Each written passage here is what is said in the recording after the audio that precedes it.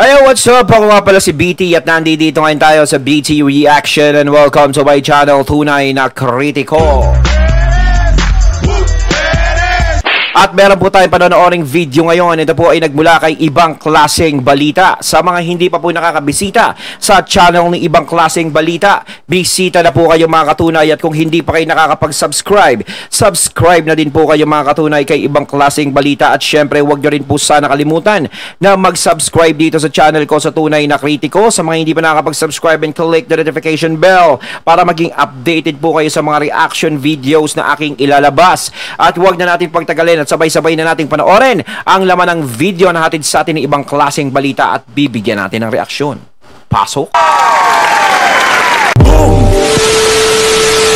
So yun po mga Dabarkads, mga kabiyaya, isang mabiyayang araw. Ayon, bago natin ipagpatuloy ito, nais ko nga palang magbigay ng credits dito sa boses na madidinig natin at bibigyan natin ng reaksyon. Walang iba kundi kay Jay Guevara. Sa mga hindi pa nakakabisita sa channel ni Jay Guevara TV, bisita na po kayo mga katunay. At kung hindi pa kayo nakakapag-subscribe, subscribe na din po kayo mga katunay kay Jay Guevara TV. Pagpatuloy natin Po sa ating lahat.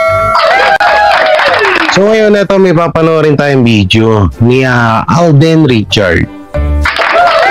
Good news din, mapatungkol kay zombie. So mamaya natin ang pag-usapan, dito muna din tayo.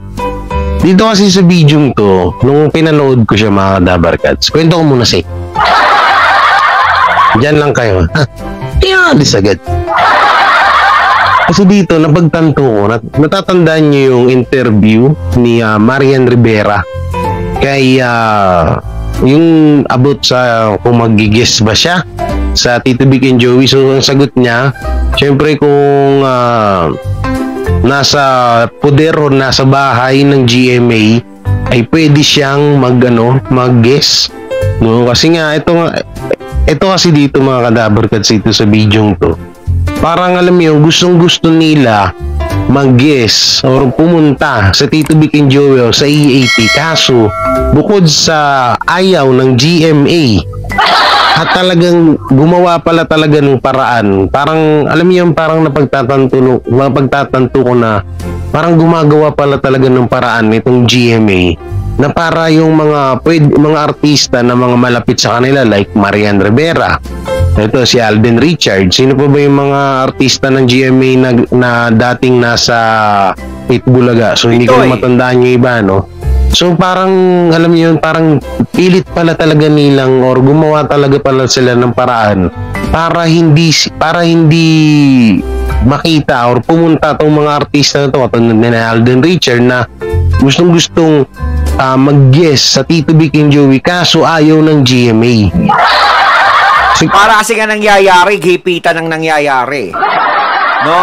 Kahit na gustuhin ng talent na talagang may respeto sa TVJ na mag-guest sa EAT is hindi talaga papayagan ng GMA. Unang-una, syempre, alam naman nila na nadamay sila dyan sa kaso. Pangalawa, kapag nag-guest sa EAT yon, malamang maraming manood. So, sapaw na naman yung hawak nilang programa dyan. Ayun yung mga nagiging problema sa kanila eh. Ang linaw-linaw ng sinabi nila na ayaw nilang manghimasok, ayaw nilang makialam. Kaya nung umalis ang TVJ dyan sa GMA o ng tape, sa puder, ng tape pala, is hindi sila nakialam. Dahil yun ang sinasabi nila. Pero eto, dumating yung punto na parang nakikialam na sila. Kasi kung ikaw labas ka sa usapan, kung ayaw mo talagang ma-involve, sige, payag kayo. Araw lang naman kayo mag-guest. Sige, okay lang. Pero hindi. Kasi parang hinihigpitan nyo na huwag kayo mag-guest dito sa EAT kahit kayo kadikit nyo yung mga yan. Alam nyo, GMA, ang laki na ng, kung tutuusin, ang laki ng naitulong sa inyo ng TVJ. Diba? Nung nasa Itbulaga pa sila. Malaki. Kahit sabihin yung black timer sila, nagbabayad lang sila ng upa, ganto, hindi na natin susukatin dun yung binabayad sa inyo.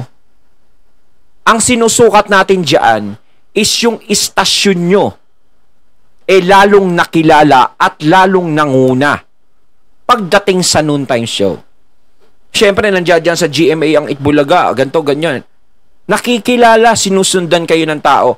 So, yung mga palabas nyo na hindi napapanood ng mga tao is nakikita doon. At nasusubaybayan din naman ng mga tao. Ang laki ng hinatak sa inyo ng TVJ. Hindi naman siguro tatagal ang TVJ diyan sa GMA kung wala silang naitulong sa inyo. Alam nyo yan sa mga sarili nyo. So, dapat nung nagkaroon ng problema nun is dapat pumagitna kayo. Meron kayong ginawa. Hindi yung katwiran na sasabihin nyo, black timer sila, wala naman kaming pakialam dyan, ganto, ganyan, ganyan. Meron po kayong pakialam. Dahil malaki din ang naging papel ng TVJ dyan sa istasyon nyo. Eto nga, nakikialam kayo. Kung hindi kayo makikialam, wala, papayagan yan. Kahit sabihin nyo may kontrata kayo. May kontrata sila sa inyo. O sige, parang respeto na lang natin. Dapat nga, meron pa kayong utang na loob sa TVJ. Sige, mag-guess na kayo. Ipakita nyo wala kayong sama ng loob sa kanila. Kaso ito, pinapakita nyo. O, diba? At ito, hindi rin ako naniniwala na parang nasa kontrata nila. Kasi kung ito, matatandaan nyo. Diba? Ito kung matatandaan nyo mga Kadabarkads. Diba yung panahon ng TVJ ay nasa GMA pa. Diba nakikita natin sa TV5 si Vic Soto? Oo. Diba natatandaan nyo yun? Pag may mga... pumapayag ang GMA na nag-guest sa TV5. Doon si Joey De Leo. Diba? Pupunta rin doon. Si Joey talaga na doon sa TV5 do. Si Bossing Vic nabibisita. May siya doon ano ba yung i-comment nyo na lang dyan sa baba kung matatandaan nyo, may isa siyang segment sa TV5, di ba? May isa siyang segment sa TV5 na napapanood natin si Bossing Vic Soto sa TV5 na samantalang nandun siya sa Itbulaga noong mga panahon na yun. Pero bakit ngayon? No, bakit ngayon ay parang hindi na pwedeng makita yung mga artista sa GMA sa TV5? Nadamay daw kasi sila sa kaso. So, ibig sabihin siguro, ito, ayon sa aking utak, ayon sa akin pag-iisip ko, napagtatanto ko na gumawa siguro ng rules itong GMA na itong mga artista na malapit sa Tito Vic and Joey ay bawal nang mag-guest sa TV5. Kasi natatandaan nyo, di ba? Ito, totoo to si Bossing Vic Soto, napapanood ko yun sa TV5 na kahit nandun sila sa Itbulaga noon.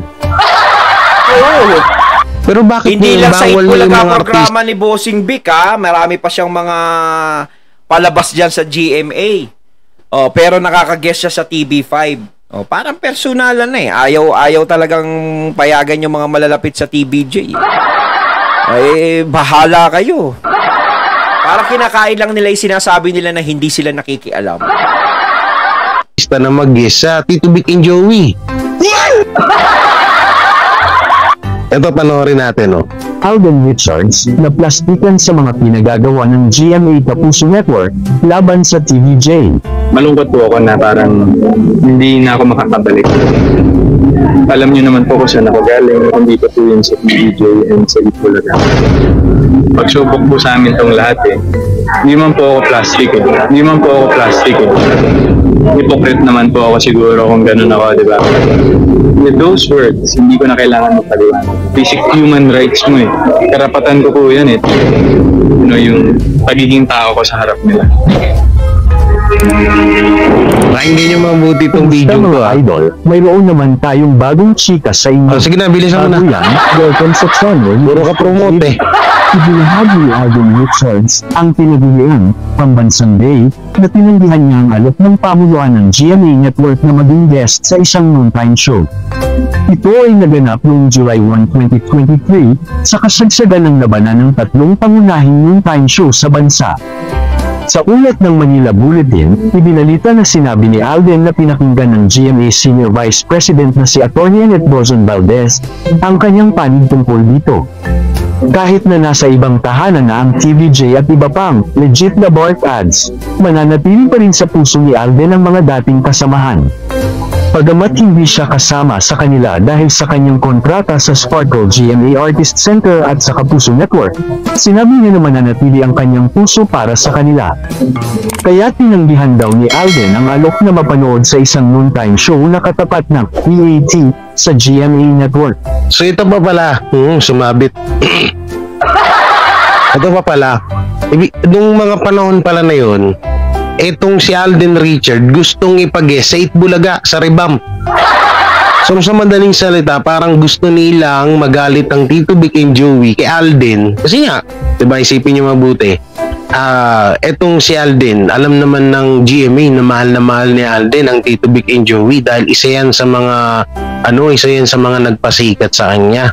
Isa yan sa mga bumuhat or umangat sa karir niya, di ba?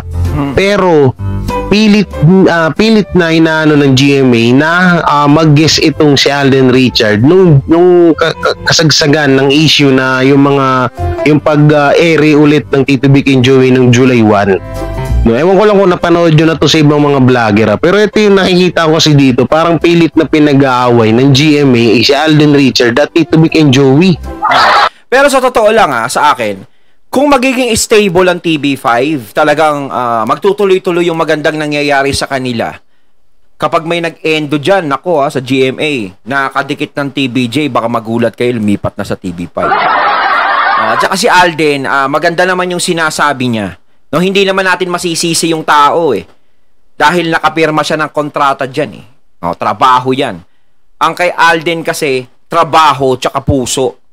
No, hindi niya pinairal yung pera. Siyempre, trabaho, artista ka, kikita ka ng pera. Pero yung sinasabi ko is may limitasyon. No, may limitasyon. Hindi siya pwedeng diktahan. No, na ganto gawin mo, ganto mag-guest ka dito sa katapat ng TVJ.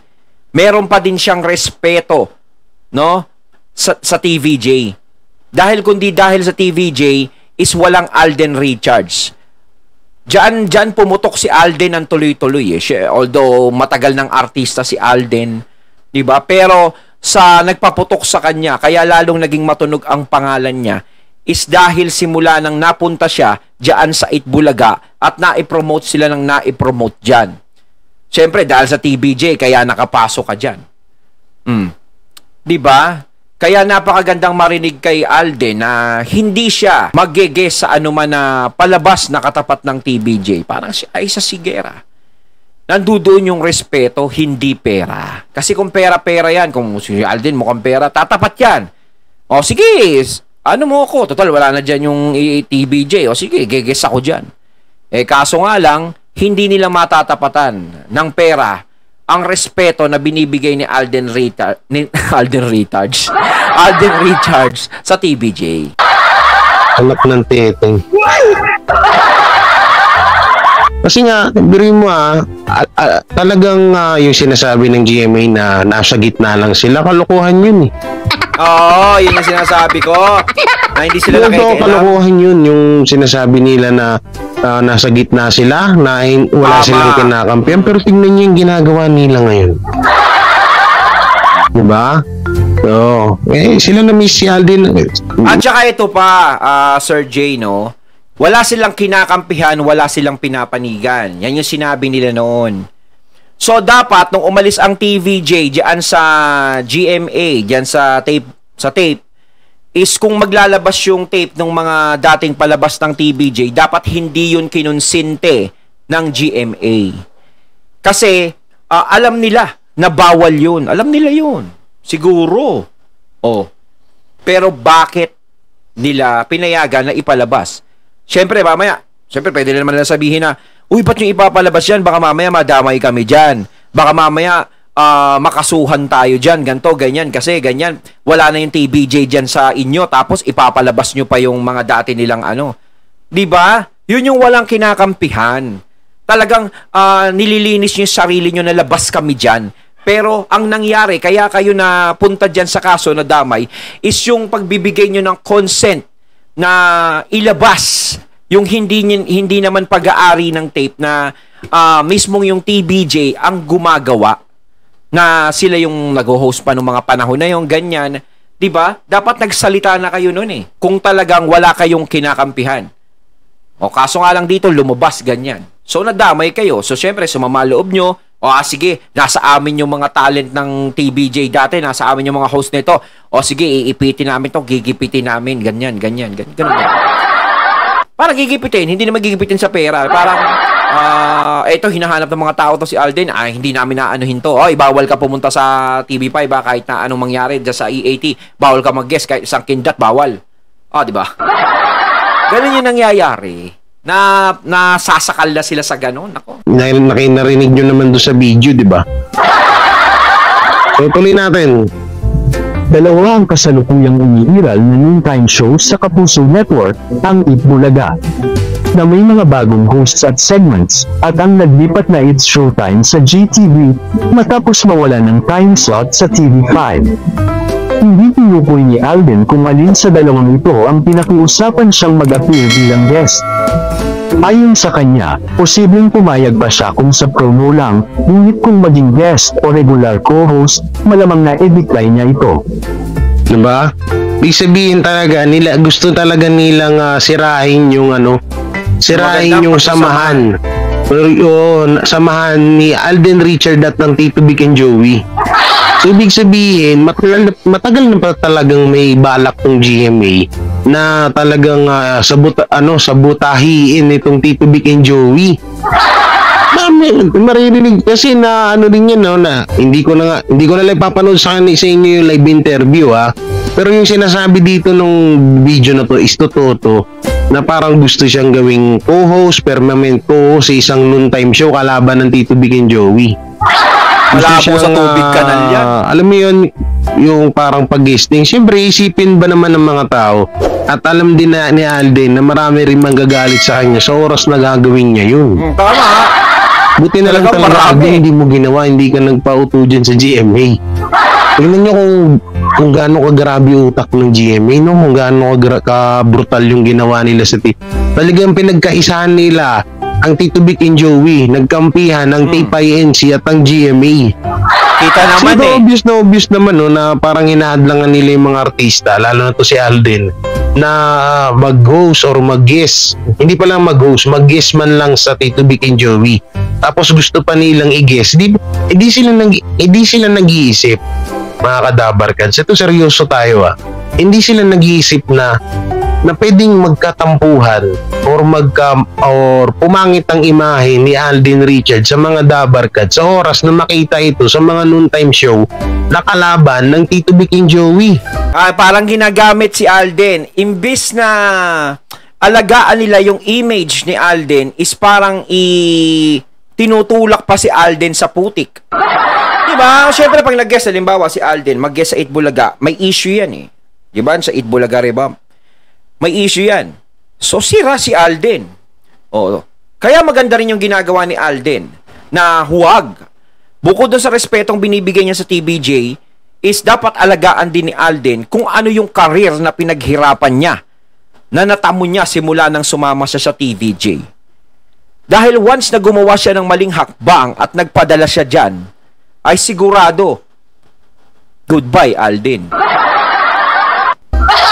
Ibig sabihin, talagang parang, alam mo yun, parang pinagsasabong nila. Ayun, natating natunghayan ng video na nagmula kay ibang klaseng balita at syempre natunghayan din natin ang boses na yun na nagmula kay Jay Guevara na binigyan natin ng reaksyon. Ayan mga katunay, kayo ano masasabi nyo tungkol dito sa binigyan natin ng reaksyon na to? Comment lang po kayo sa comment box. So once again, I'm BT and I'm out. Peace.